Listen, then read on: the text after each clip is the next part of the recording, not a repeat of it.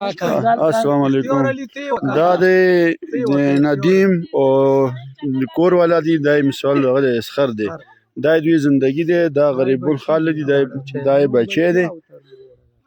دا دوی زندگی دی، دغه دوی کوي، دا غریبون گردی کوي، دلته رسي دوی خوشیا او سنیونو ټولو کې زندگی کوي، صرف دا سوال کوي انداز و خوري چې کی، دا زندگی دی. او خور کلی والا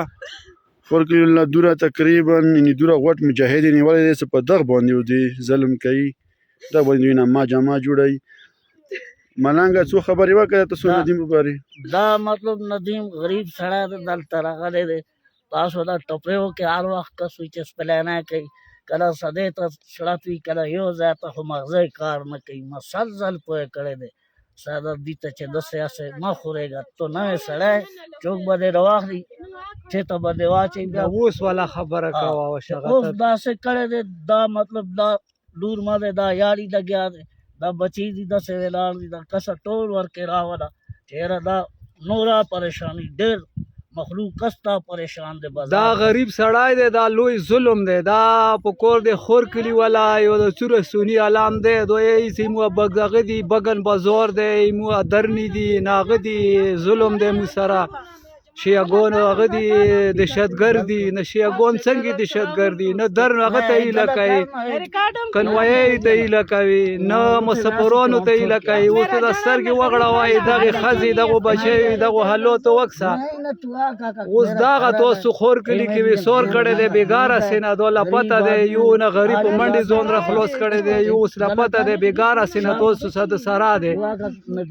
نو خدای تاسو لاسونه لنډ لره په کور دی، زه تاسو خو یو ډېر طاقتور سړی تورای غوټ نامې جامې والا تورای خو مې نیولی وای که نه، نو بیا به مو ویلي وو څه دا څاښۍ کړي دي. نو دا اوس وکسه دا غریبان خلک دي، ته شیا په نامې څه ملیا د ونې رامنډه کړي دی، څه شیا دی زنځیرې والی دی، تاسو اوس خور کلي کې ویسور کړی دی، سکوټ ورکه دی، پاته یا نشته دی، څه دا چېرته دی چېرته نه. نو دا خو ظلم انتها دی، ته دوی د حالات وکسه دی، د وړه وړه بچي وکسه، دا به خدای به رزق ورکوي، خدای به غوټوي، خو تاسو خو خپل ظلم حد دغه کو کراس کړل وکړه. نو تاسو که دوره تکړه خلک وای چې د غوټ نامې جامې والا تورای به مې نیولی و، مغه نه مو څه کولی کړي به مو وای، په دې څه تورۍ سمه مسله دی. نو دغه جزون خو دغه مسافران خلک دي، دو خو در سامان دو کیا ټوله دا پرته دي، ټل کیان دا ټوله پرته دي، ټوله دنیا دوی نه ډاکه دی، دو خو نه شیعه اوسدي نه سنیان اوسدي، خپله زندګي غریبانه کوي. و دا خور کلي والا و دا لوی ظلم کړی دی، دا لوی ظلم دی، دې نه به ټوله دنیا خبرېږي. سنیان که هر څوره فریادونه کوي څه مو مظلوم یو، دا مظلوم په دې نه دی څه دا نه مسافر ته هیله کوي، نه لیارې والا ته هیله کوي، نو دو څنګه مظلومان دي. او اخر خدای بندګانو دا تاسو خپله انصاف وکړئ.